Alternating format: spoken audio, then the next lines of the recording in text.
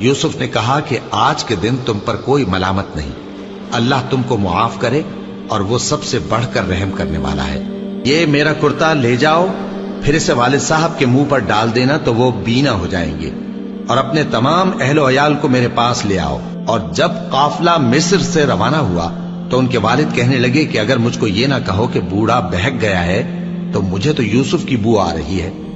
وہ بولے کہ واللہ آپ اسی قدیم غلطی میں مبتلا ہے۔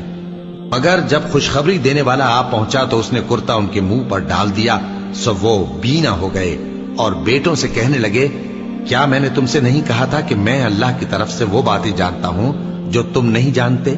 بیٹوں نے کہا کہ ابا ہمارے لیے ہمارے گناہ کی مغفرت مانگیے، بے شک ہم خطا کار تھے۔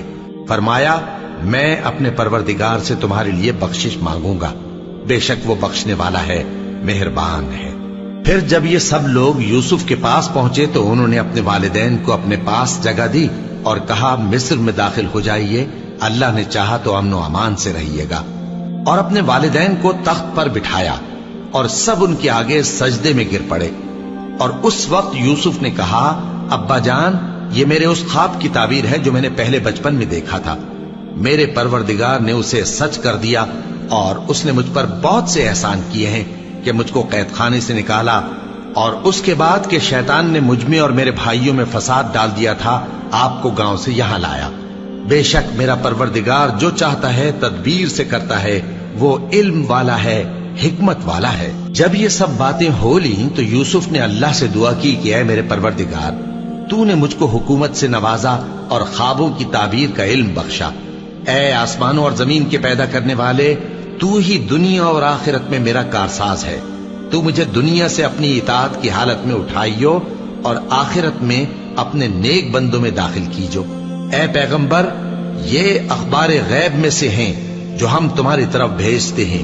اور جب برادران یوسف نے اپنی بات پر اتفاق کیا تھا اور وہ فریب کر رہے تھے تو تم ان کے پاس تو نہ تھے، اور بہت سے آدمی گو تم کتنی خواہش کرو ایمان لانے والے نہیں ہیں، اور تم ان سے اس خیر خواہی کا کچھ صلہ بھی تو نہیں مانگتے۔ یہ قرآن اور کچھ نہیں تمام جہانوں کے لیے نصیحت ہے، اور آسمان و زمین میں بہت سی نشانیاں ہیں جن پر سے یہ گزرتے ہیں اور ان کو نظر انداز کر دیتے ہیں، اور یہ اکثر اللہ پر ایمان نہیں رکھتے مگر اس کے ساتھ شرک بھی کرتے ہیں۔ تو کیا یہ اس بات سے بے خوف ہیں کہ ان پر اللہ کا عذاب نازل ہو کر ان کو ڈھانپ لے یا ان پر ناگہاں قیامت آ جائے اور انہیں خبر بھی نہ ہو؟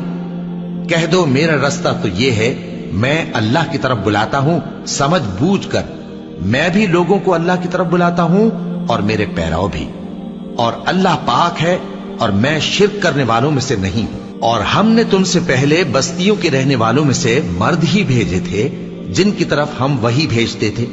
کیا ان لوگوں نے ملک میں سیر و سیاحت نہیں کی کہ دیکھ لیتے کہ جو لوگ ان سے پہلے تھے ان کا انجام کیا ہوا؟ اور متقیوں کے لیے آخرت کا گھر بہت اچھا ہے، کیا تم سمجھتے نہیں؟ یہاں تک کہ جب پیغمبر نا امید ہو گئے اور انہوں نے خیال کیا کہ اپنی نصرت کے بارے میں جو بات انہوں نے کہی تھی اس میں وہ سچے نہ نکلے، تو ان کے پاس ہماری مدد آ پہنچی، پھر جسے ہم نے چاہا بچا دیا، اور ہمارا عذاب اتر کر گناہگار لوگوں سے پھیرا نہیں کرتا۔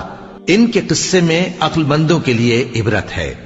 یہ قرآن ایسی بات نہیں ہے جو اپنے دل سے بنائی گئی ہو، بلکہ جو کتابیں اس سے پہلے نازل ہوئی ہیں ان کی تصدیق کرنے والا ہے اور ہر چیز کی تفصیل کرنے والا، اور مومنوں کے لیے ہدایت اور رحمت ہے۔